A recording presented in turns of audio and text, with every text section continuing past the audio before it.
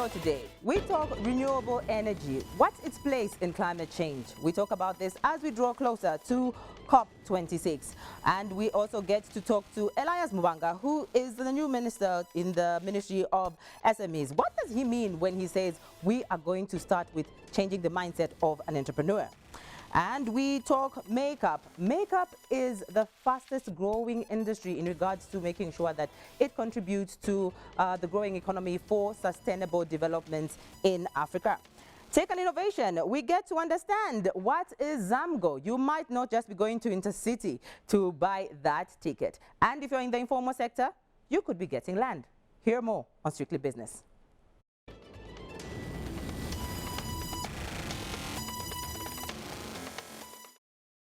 This is Strictly Business. My name is Judy Ngulube.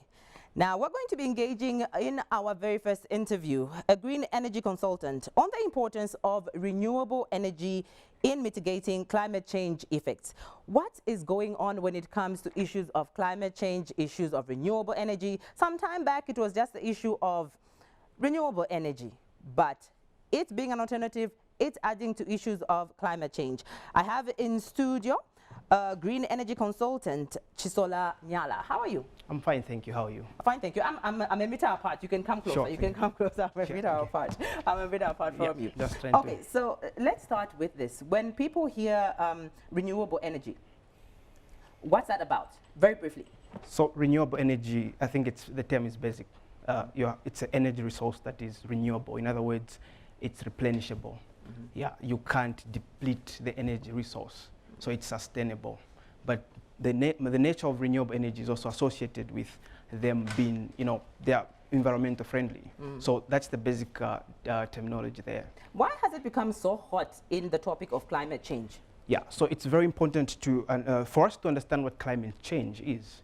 We need to understand the thing we call the greenhouse effect. So now for us to understand the greenhouse effect, we need to go back to what happens around. So what we see is the sun emits energy in form of sunlight. Now that sunlight reaches the surface of the earth. Now this sunlight is absorbed, and when it's absorbed by the surface of the earth, mm-hmm. it actually, some of it is actually transmitted back or radiated back in form of heat. Now this heat is absorbed by the greenhouse gases which are around the surface of the earth. Okay. Yeah, so now, that leads to global warming. So global warming is the root cause of climate change. For a country like Zambia, we just introduced, a ministry that's really concentrating on green in regards to every sector of our economy. Yeah. How ready are we when it comes to, renewable energy as we get to COP26, which will most likely take part in as well? Yeah, so COP26 is a talk of the day because there is something happening around the world. We are creating an environment that is not healthy for you to support life. Mm-hmm. So COP26 is the thing that is going to happen. We need to promote renewable energy so that we can have a sustainable environment that is going to support life. So when it comes to Zambia, we've got a starting point to promote renewable energy because we're talking about sunlight, which is almost guaranteed. I'm going to bed today, I know tomorrow there'll be sunlight. Mm-hmm. So we can actually drift into solar energy as well as wind energy. So those are things that we have. It's just a matter of dedicating a bit of research and a bit of funds to promote the technology so that we can shift towards the renewables.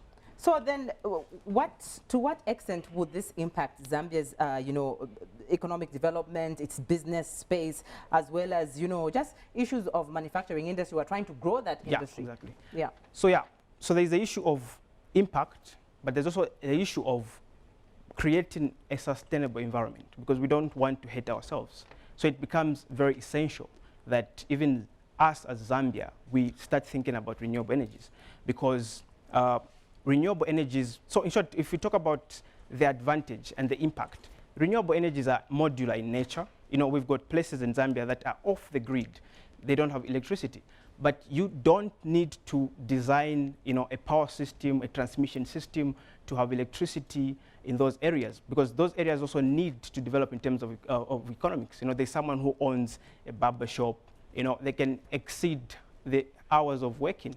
by having resources like solar modules to produce their energy. So it's these small things that are very essential that is going to help boost, more especially, small and medium enterprises.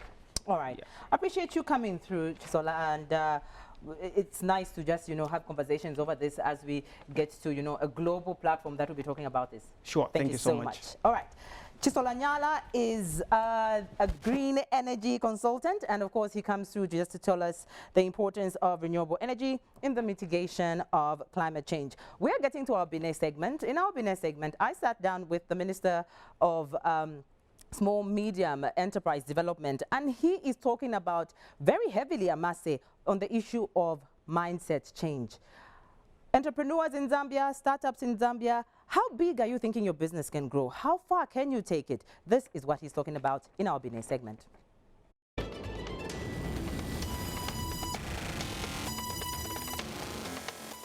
We have to do a mindset first.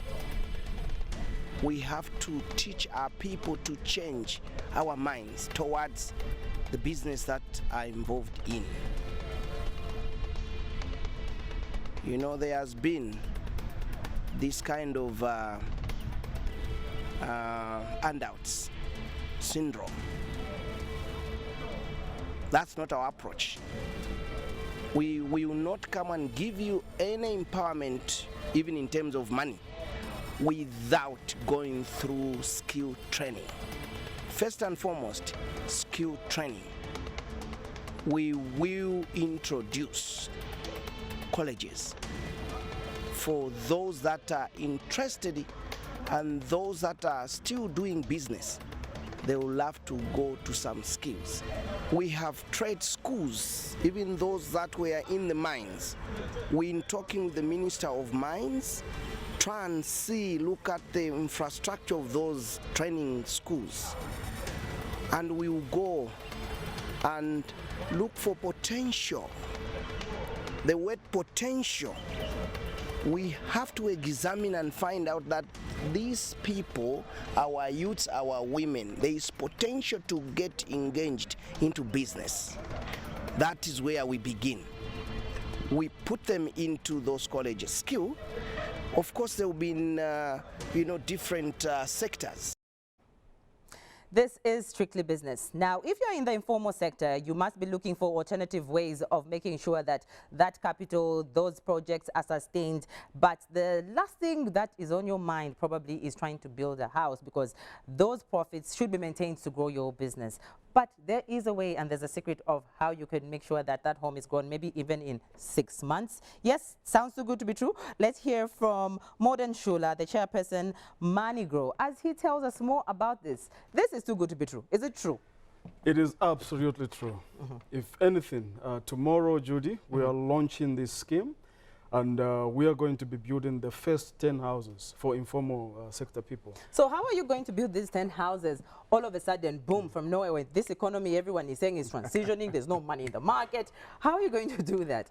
First of all, let me say that we are about to unleash an economic giant, a sleeping giant, which is the small-scale businessman, the informal sector. This is the backbone of the economy. Unfortunately, the small business owner, the marketeer, the taxi driver, the bus driver, has not looked at themselves as seriously as they should. They are the bulk of the economy, 2.3 million of them. Imagine, Judy, what would happen when all of these people decide to say, okay, we're going to start doing something together. Even if they say we'll throw 100 kwacha every month or every day, what is that impact? So basically, with what we're doing, the informal sector has come together, and they are saying we're going to start building houses for each other. So this spirit of, working together, putting cooperatives can be put across the board. Exactly. But the world is not innocent anymore. And when I hear somebody saying 10 houses are being built because everyone is putting their monies together, people will be like, when should I put, and how does it work? How is it cultivated to make sure that I get this home?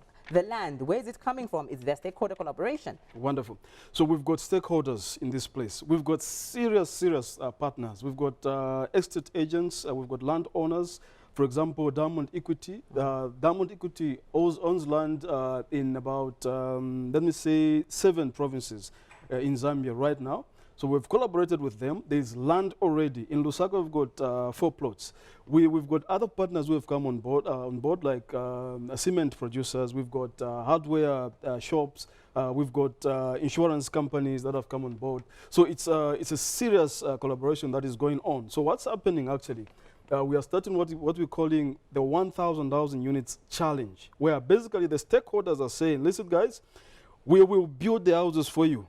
All we want from you as a collective is when we build 10, pay for those 10. We'll come and build another 10, pay for those 10. So that's how it's working. So they are challenging us, the small business owners, to say, we've put something down, 10 houses have been built. Can you show us how quick you can pay for them as a collective? So it's a very exciting agenda that we are pushing. All right, so how could you describe, how people who are established in society are actually holding the hands of the informal sector, pulling them up? Okay, I'll put it like this. Zambians are good people in general. But if we are not organized, it will seem like nobody is ready to help the next person. But we've come to learn as a cooperative, Money Grow Savings and Credit Cooperative, the more we put our efforts together, the more we knock on doors and to say we are doing this, we're actually finding that there are a lot of people who are ready to put in a lending hand. There are big names behind what we are doing. You see them. We are launching this scheme, like I said, at 10 hours. We've got the Minister of Local Government as the guest of honor. We've got people from NAPSA, Lafarge, Builders Warehouse, and so many who are coming. You have all this, stakeholder collaboration who are very willing to come through. And someone will be thinking, why are we talking about housing on a business show? What effect does housing have I love that. On businesses, on individuals? I love that, Judy. Actually, Judy, we're about to unleash an economic tsunami as Money Grow Savings and Credit Cooperative. What do I mean? In what we are doing, we're going to generate 500 jobs. This whole project is worth 500 million kwacha, the entire project. This project has got opportunities for the small businessman who is part of Money Grow. This project will generate a very significant part of it will add to the GDP of this country. That's why I'm calling it an economic tsunami, because it's going to run through all the provinces of Zambia. Ask me about it next year. Then you come to understand. Next year, we'll be looking out for that economic tsunami. Thank you so much. You're watching Strictly Business. Up next, the statement. Thank you.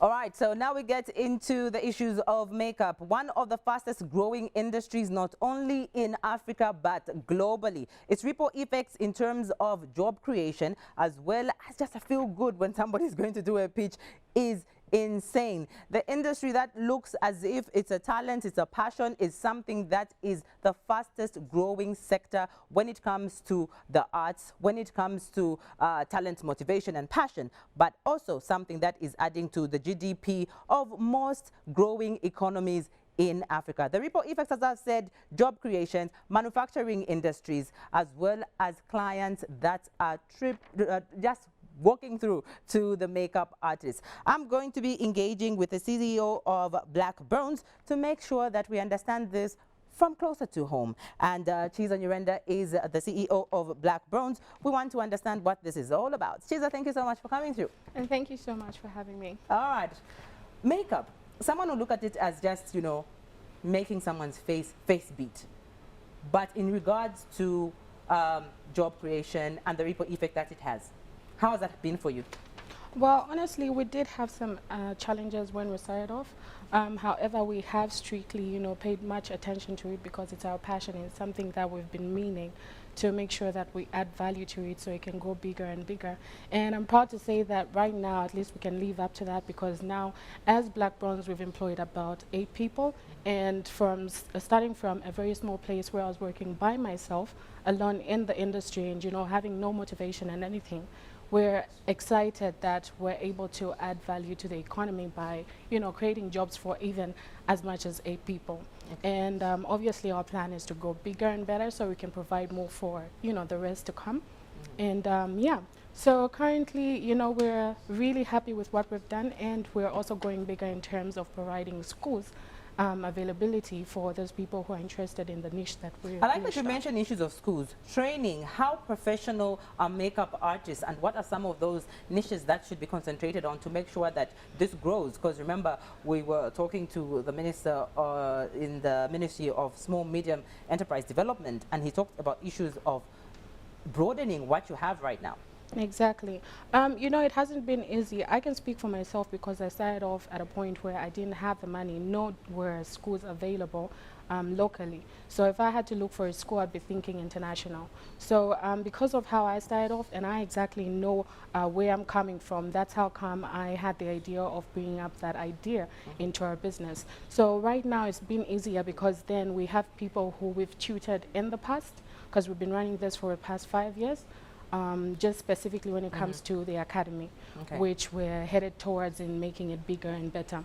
You know, when you talk of the academy, it takes me to a place where I know when people think of makeup, they just think of what you and me are looking at right now, Exactly. and lashes and whatnot.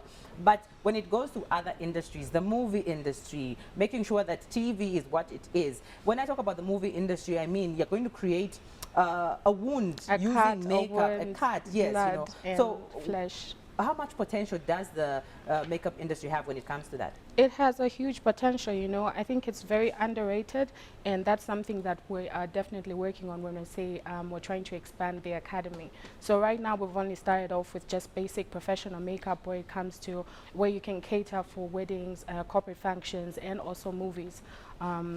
And also the type that you were talking about, which obviously involves just creating different characters and different kind of scenarios on a human body. What incentives does your industry need to make it flourish, to make it move from here to there to up there? I think number one, it should be advised that, you know, a young person coming from even just as good as high school or even lower than that should be sensitized about, you know, the idea that it's okay for you to start up a business, and it's still okay for you to still think of being corporate. So I think it's been underrated because everybody thinks that you should go corporate or you should do what mommy and daddy expect you to do. So I think first of all, it's the idea of trying to grow our minds, changing mindsets. Okay, so when we start from there, to be comfortable for our children, our sisters, you know, and everybody else who's growing up to have the confidence that I can do this, I can take this up, and, you know, take it further. So after that, when you say further, policy interventions when it comes to this, what policies would you like to see? I think it basically boils down to, you know, similar to what I was talking about, it simply boils down to the idea that we need to have the confidence by the people who are appropriated in that area. So we need to have the confidence in them that it's okay for us to take up this niche and definitely live by that. So paired up with, you know, education that is, you know, available locally, I think that'll be easier. Competition always makes things sweeter. How's the competition in the makeup industry? I'm seeing makeup artists here. Social media is abuzz with that. Okay, competition is there. However, I believe as for us, we're speaking for ourselves when it comes to Black Bronze. You know, we're specifically known for a particular kind of touch, okay, and also a type of service. So I don't think for competition, as much as it's there, we're not taking the fact away. As much as it's there, we still know exactly where we stand. And I don't think we've been shaken really because we understand the clientele that we're going for, and we are basically giving the best and everybody is happy. In understanding the clientele that you're going for, how is the appreciation from the clients coming through to you? Because, you know, you get to interact with people who are going to say, I'm not going to pay this much or that much just to have my face with some powder and lipstick. Okay, when it comes to appreciation, I mean, if I think about it, how do I know that I'm appreciated? You know, individually or as a person who's running a business, I believe it comes with the recommendations that we get, because I've realized that our business actually runs more on recommendations than it runs on anything else. So when we hear somebody coming through and saying, oh, I got your number from this person, or I was recommended, or I saw you here and stuff like that, it really instills that much confidence in us that we're doing the right thing and we're above all odds. All right, I appreciate you coming through. Thank you so much for having me, Judy. All right. Up next on Strictly Business, we get into our tech and innovation.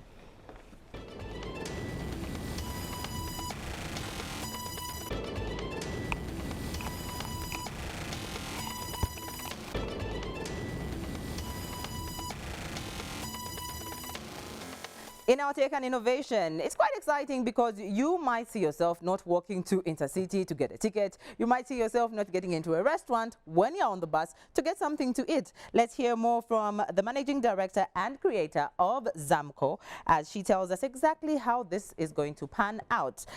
Brenda, thank you so much for coming through. Thank you, Judy. How are you? I'm fine. So how true is this? We want to get into Intercity. What creation is this? What is Zamgo? Okay, so Zamgo is a mobile application that you use to buy bus tickets. We've even introduced routes, not just within Zambia. We even have now Botswana, we have SA, we have so many places outside Zambia. How has the journey been? Because I know if you create, you are in tech, right? Yes. But then you have to collaborate with people who are in transport. Exactly. How has that collaboration been? Okay, so what I did first, what we did with the bus drivers and other people, I sat down with a few of them and explained to them my vision to say I want to do this and this. Obviously, in the first, when I explained it to them, it didn't make so much sense up until I finished the app. So at the moment, every time somebody purchases a ticket, I have to communicate with them because we haven't yet put up systems, but that's what we are working on.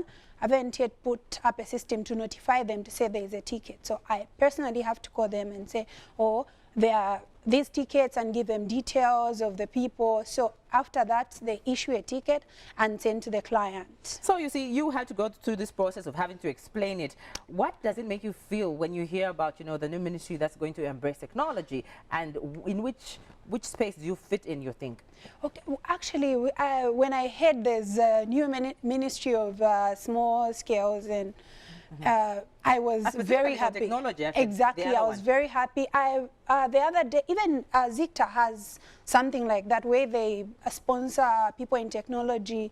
If you come up with an idea, they help you in marketing it. It's a process, but because Zikta is not government throughout, but then something that involves the government, and obviously we are trying to do things digital and whatnot, and trying to empower youths. And so even just when you tell me about you've been there, you've seen this person, you've talked to this person, it shows me that you've been trying to reach out to many. Exactly. And so for you, what do you expect for the Ministry of Technology to do for you, policy-wise, incentives-wise? Okay, actually what I was thinking, and I obviously plan on going there, pitch the idea to them.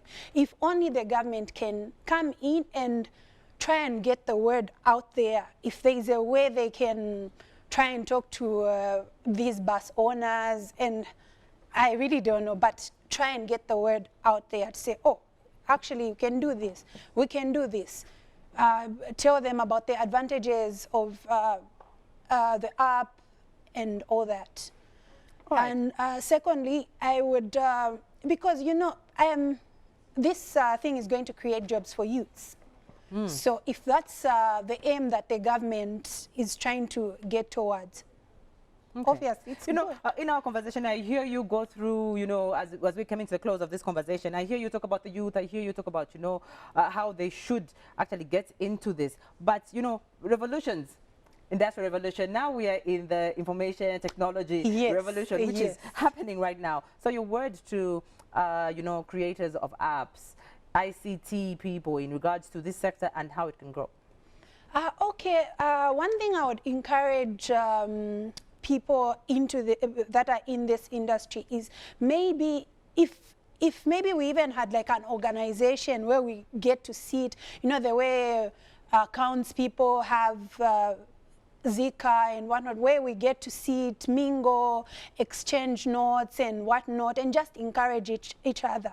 It can really build us. It can really build indeed. Thank you so much for coming through. Thank you so much, Judy. All right, this is where we wrap up our program for today. Thank you so much for having a part of it. Join us next week as we talk issues of business, corporate, as well as entrepreneurship in everyday business. On behalf of the entire production crew, my name is Judy Ngulube.